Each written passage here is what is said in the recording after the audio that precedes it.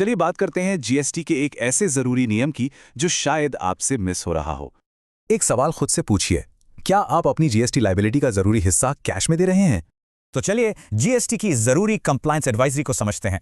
ये है 1% का मैंडेट, मतलब कुल जीएसटी लायबिलिटी का कम से कम 1% कैश में देना ही होगा। जी हाँ, सिर्फ 1%। ये वो मिनिमम कैश पेमेंट है जो करना जरूरी है। ध्यान रहे, ये कोई सलाह नहीं है। एलिजिबल टैक्स पेयर्स के लिए ये एक पक्का नियम है। अच्छा, इसको ना एक उदाहरण से समझते हैं तो सब क्लियर हो जाएगा। मान लेते हैं कि किसी बिजनेस का मंथली टैक्सेबल टर्नओवर है 50 लाख रुपए। अब इस पर लगाते हैं 18% की स्टैंडर्ड जीएसटी रेट, तो total GST output tax liability हुई 9 लाख रुपए। अब आता है सबसे जरूरी पॉइंट, इस लायबिलिटी का कैश कंपोनेंट, मतलब कम से कम 9,000 रुपए, जो कि 1% है, कैश में देना ही पड़ेगा।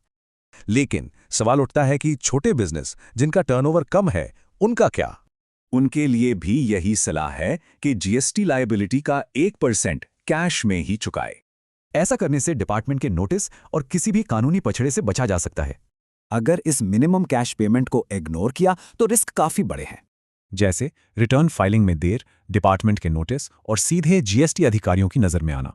तो फिर बिना किसी दिक्कत के कंप्लायंस कैसे करें? बहुत सिंपल है, अपना चालान टाइम से मांगें और जीएसटीआर 3B की ड्यू डेट से पहले पेमेंट कर दें। तो अब सोचिए, क्या आपका बिजनेस इस जीएसटी कंप्लायंस चेक के लिए पूरी तरह तैयार है?